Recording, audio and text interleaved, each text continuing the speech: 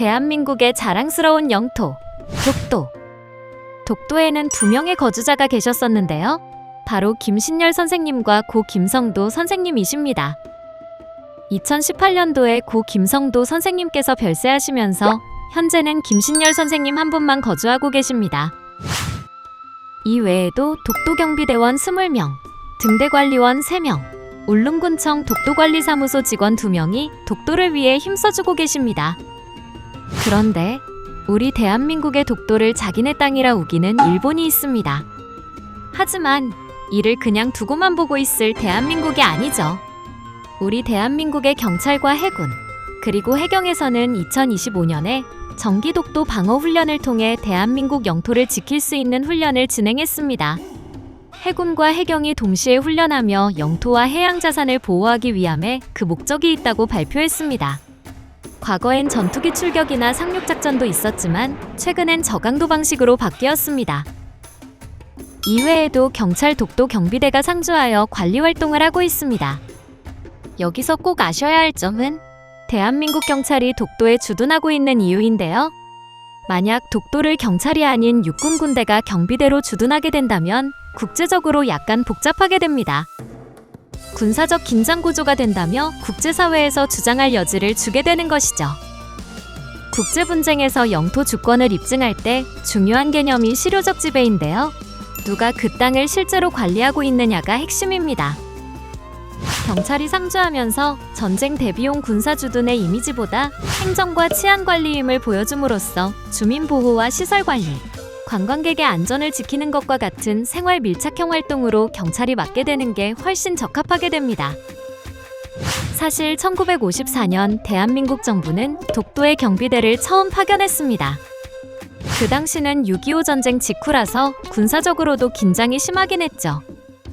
그래도 정부는 군사적 분쟁화 방지를 위해 경찰을 파견하는 것을 채택하게 되었습니다. 그 이후 경찰 경비대가 전통처럼 자리 잡아 오늘날까지 이어진 것이죠. 군과 해경이 정기적으로 독도 주변에서 훈련과 순찰을 돌지만 실제 상주하고 근무하는 부서는 경찰이 담당하고 있습니다. 결국 경찰의 상주는 독도가 단순한 군사 요충지가 아닌 우리 삶이 이어지는 생활터전임을 보여주는 가장 강력한 증거입니다. 자, 그럼 지금부터 독도 역사에 대하여 알아보겠습니다. 대한민국의 영토 독도는 단순히 현대에 들어서 비로소 우리 땅이 된 것이 아닙니다. 역사의 흐름을 거슬러 올라가 보면 삼국시대부터 이미 우리 민족의 역사 속에 포함되어 있었다는 사실을 알 수 있습니다. 지금부터 들려드릴 이야기는 삼국시대 신라의 지증왕 시기, 그리고 이사부 장군이 등장하던 그 순간으로 거슬러 올라갑니다. 독도가 어떻게 우리 역사에 편입되었는지 그 첫 장면을 함께 살펴보겠습니다. 6세기 초, 동해바다 한가운데에는 우산국이라 불리던 작은 나라가 있었습니다.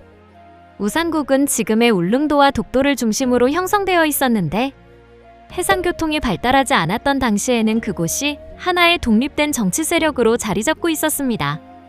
하지만 삼국이 팽팽히 세력을 다투던 시기, 바다 건너 존재하는 작은 세력이 오랫동안 홀로 살아남기란 쉽지 않았습니다. 신라는 지증왕의 치세 아래 영토 확장을 모색하고 있었습니다. 바로 이때 신라의 뛰어난 장수로 기록된 이사부 장군이 등장합니다. 이사부 장군은 본래 실력 있는 행정가이자 전략가로도 평가받았는데요. 단순히 무력을 앞세운 정복이 아니라 지혜와 계책을 통해 많은 일을 해결한 인물이었습니다. 이사부 장군은 우산국을 신라의 영토로 편입시키기 위해 군사와 함께 울릉도와 독도에 다가섰습니다. 삼국사기에는 신라지증왕 13년, 즉 서기 512년에 이사부가 우산국을 정벌했다는 기록이 남아 있습니다. 단순히 군사적 충돌이 아니라 설득과 힘이 조화를 이룬 결과였습니다. 전해지는 이야기로는 이사부 장군이 나무사자로 만든 모구를 배에 싣고 가서 우산국 사람들을 위협했다고 합니다. 이 사자가 뛰어들면 섬을 초토화할 것이라는 말로 두려움을 불러일으켜 항복을 받아냈다는 전승이 있지요. 물론 이는 상징적이고 전설적인 요소가 강하지만 중요한 것은 그 시기를 기점으로 울릉도와 독도가 신라의 행정권 속에 편입되었다는 사실입니다. 이사부 장군이 이끈 정벌은 단순히 군사작전의 성공이 아니었습니다. 바다 건너의 섬을 신라의 생활권과 연결시키는 역사적 사건이었고, 이는 우리 민족이 독도를 단순한 바위섬이 아닌 삶의 터전과 행정구역으로 인식하기 시작한 출발점이 되었습니다. 이때부터 독도는 신라, 그리고 이후 한반도의 역사를 이어온 여러 왕조 속에서 우리 땅으로 자리 잡게 됩니다.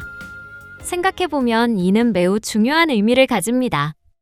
일본 측은 종종 독도가 근대 이후에야 영토 논란의 대상이 되었다고 주장하지만 삼국사기의 기록은 분명히 말해주고 있습니다. 이미 1500년이 넘는 시간 동안 독도는 우리 역사와 함께 이어져 왔다는 것입니다. 독도가 단순히 근대 국가 체제 속에서 새롭게 편입된 땅이 아니라 고대부터 한반도의 정치와 문화 속에 포함된 땅이라는 강력한 증거가 됩니다. 또한 신라가 우상국을 병합한 이후 울릉도와 독도는 신라의 지방 행정체계 안에 편입되었습니다. 이는 곧 세금 징수와 주민 관리, 그리고 바다를 통한 교역망에 포함되었다는 뜻입니다. 신라의 백성들은 동해의 섬을 단순한 변방이 아니라 자신들의 국가가 다스리는 영토로 여겼습니다. 이렇게 형성된 인식은 이후 고려, 조선으로 이어지며 하나의 전통이 되었습니다. 이사부 장군의 활약은 후대에도 귀감으로 남았습니다. 그가 보여준 것은 단순한 무력 행사가 아니라 지혜를 통한 설득과 포용의 정치였습니다. 울릉도와 독도 주민들을 강제로 몰아내거나 섬을 비우게 한 것이 아닌 신라의 행정권 속에 자연스럽게 포함되도록 만든 것입니다. 이는 독도가 단순히 정복의 대상이 아니라 생활의 연장선으로 편입되었음을 의미합니다. 시간이 흐르며 많은 왕조가 흥망성쇠를 겪었지만 독도는 늘 한반도의 동쪽 끝에 우뚝 서 있었습니다. 파도에 씻기고 바람에 깎이며도 사라지지 않는 그 바위섬은 신라시대부터 지금까지 이어지는 긴 역사 속에서 우리 민족의 동해 관문으로 존재해왔습니다. 바로 그 출발점이 512년 이사부 장군의 우상국 정벌이었던 것입니다. 오늘 우리가 독도를 대한민국의 땅이라고 말할 때 그것은 단순히 현대 국제법적 주장에 근거한 것이 아닙니다. 그보다 훨씬 긴 역사의 맥락 속에서 우리와 함께 이어져 온 공간이라는 사실을 먼저 기억해야 합니다. 1500년이 넘는 시간 동안 우리 조상들의 삶과 행정 속에 뿌리 내린 땅, 바로 그곳이 독도입니다.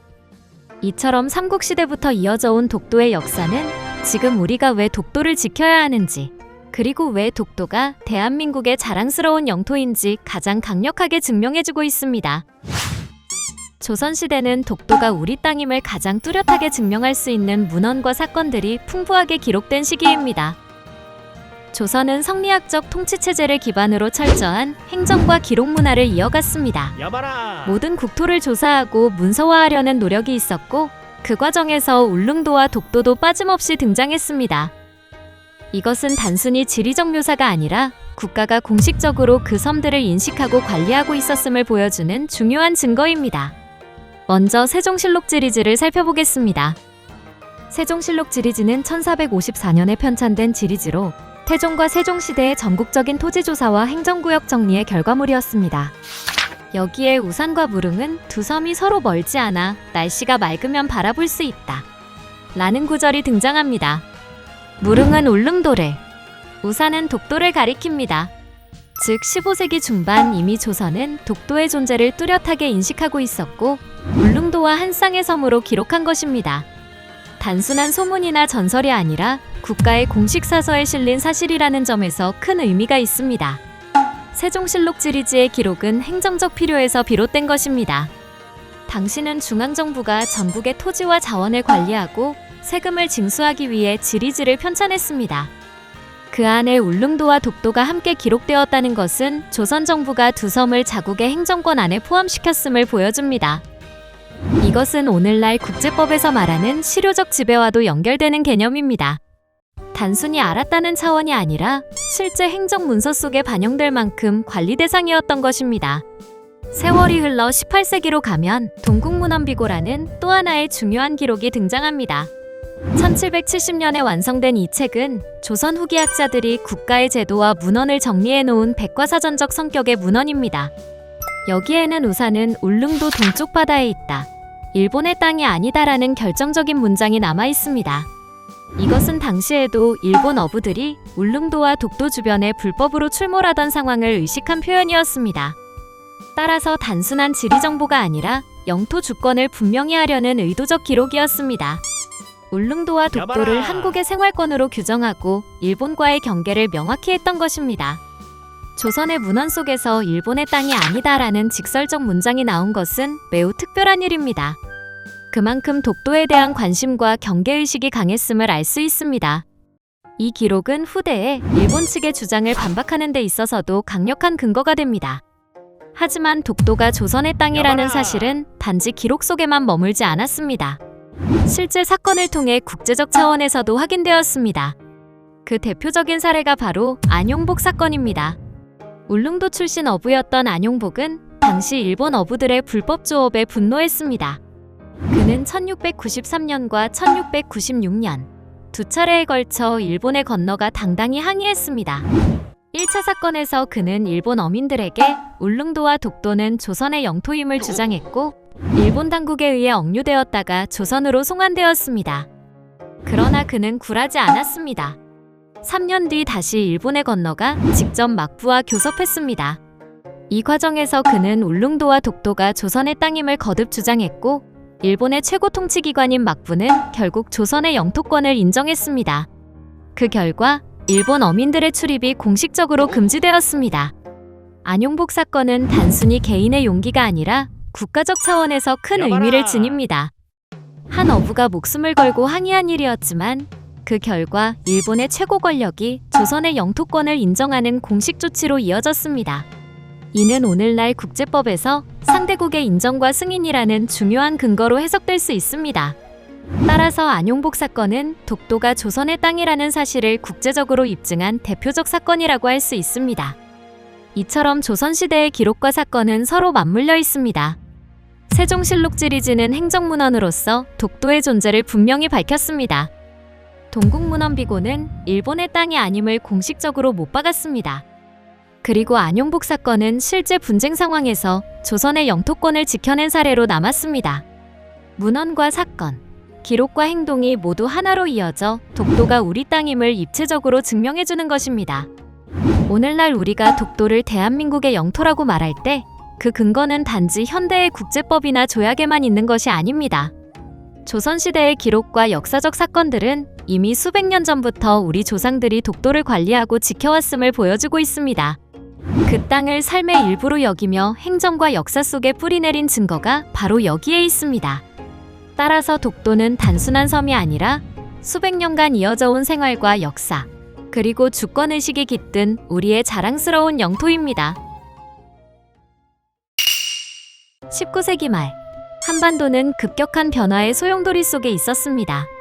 서구 열강과 일본이 동아시아로 밀려들어오던 시기였고 조선은 근대 국가로 거듭나기 위해 대한제국이라는 이름으로 새로운 길을 걷고 있었습니다.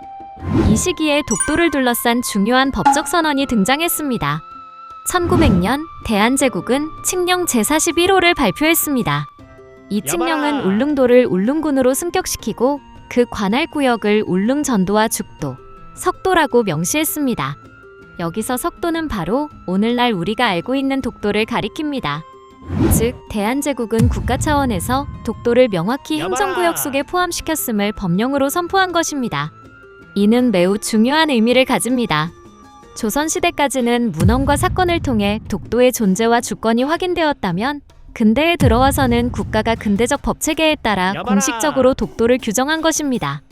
당시 국제사회에서는 근대적 법령과 행정체계에 따라 영토를 관리하는 것이 주권을 입증하는 핵심 조건이었습니다. 따라서 대한제국의 칙령 제41호는 단순한 행정명령이 아니라 국제법적 의미에서 독도가 한국의 영토임을 선포한 결정적인 사건이었습니다. 이 법령은 대한제국 관보에 실려 공식적으로 공표되었습니다. 울릉군의 군수가 독도까지 행정권을 행사하도록 했으며 이는 곧 국가가 직접 관리하고 있다는 증거가 되었습니다. 바다 건너 외세가 침범하려 해도 이미 대한제국은 근대적 절차에 따라 독도를 자국의 영토로 확정해둔 상태였던 것입니다. 하지만 일본은 이를 무시했습니다. 러일 전쟁이 한창이던 1905년, 일본은 독도를 은밀히 자기 영토로 편입시켰습니다. 전쟁 수행을 위해 전략적 요충지로 활용하기 위해서였습니다. 당시 일본은 독도를 심한해연에 편입한다고 선언했지만 이는 어디까지나 일방적인 조치였습니다. 더구나 그 시점은 러일 전쟁 중이었고 대한제국의 외교권은 점차 일본에 의해 침탈당하던 상황이었습니다.